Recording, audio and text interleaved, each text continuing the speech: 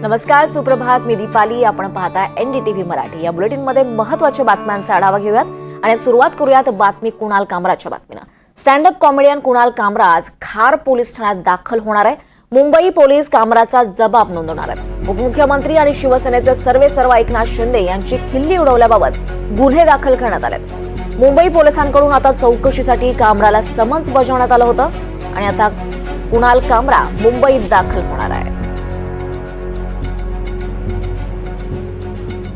यावर अधिक माहिती देत आहेत आपल्यासोबत आपल्या प्रतिनिधी जुई जाधव आहेत. जुई, आज कुणाल कामरा अखेर मुंबईमध्ये दाखल होणार आहे आणि त्या पार्श्वभूमीवर आज शिवसैनिक सुद्धा आक्रमक होण्याची शक्यता आहे.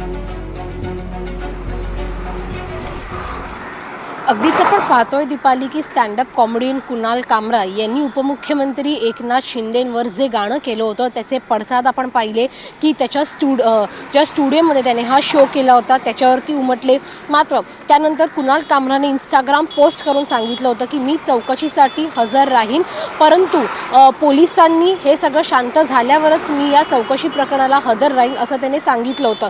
आता कुणाल कामरा याला दुसऱ्यांदा समन्स बजावल्यानंतर तो चौकशीसाठी हजर राहणार आहे.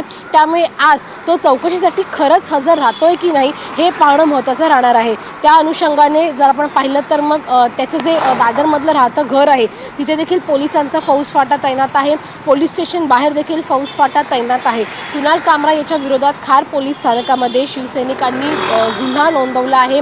त्या हिशोबाने आपण जर पाहिलं तर मग कुणाल कामराला आज हजर राहण्याची नोटीस बजावण्यात आली होती, परंतु आज कुणाल कामरा हजर राहतोय की नाही हे पाहणं महत्त्वाचं राहणार आहे. जरी त्याने सांगितलं की हे सगळं शांत झाल्यावर मी हजर राहीन, परंतु अजून जितकं हे प्रकरण शांत व्हायचं होतं तितकं झालेलं नाही आहे असं चित्र दिसतंय.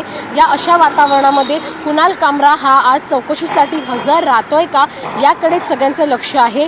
दुसरी महत्त्वाची गोष्ट म्हणजे की कुणाल कामरा जर आज आला आणि चौकशीसाठी हजर राहिला तर मात्र तिथे शिवसैनिक जमतील का आणि शिवसैनिक तिथे त्यांचा इंगा त्याला दाखवणार का हे देखील पाहणं महत्त्वाचं राहणार आहे. आणि त्या अनुषंगाने पोलिसांचा देखील कडेकोट बंदोबस्त या संपूर्ण परिसरामध्ये तैनात करण्यात येणार आहे. दीपाली, नक्कीच या पार्श्वभूमीवर जुई नेमक्या कशा घडामोडी घडतात हे पाहणं महत्त्वाचं ठरणार आहे. याचे अपडेट्स तुमच्याकडनं घेत राहू. तुर्तास धन्यवाद या सगळ्या सविस्तर माहितीसाठी.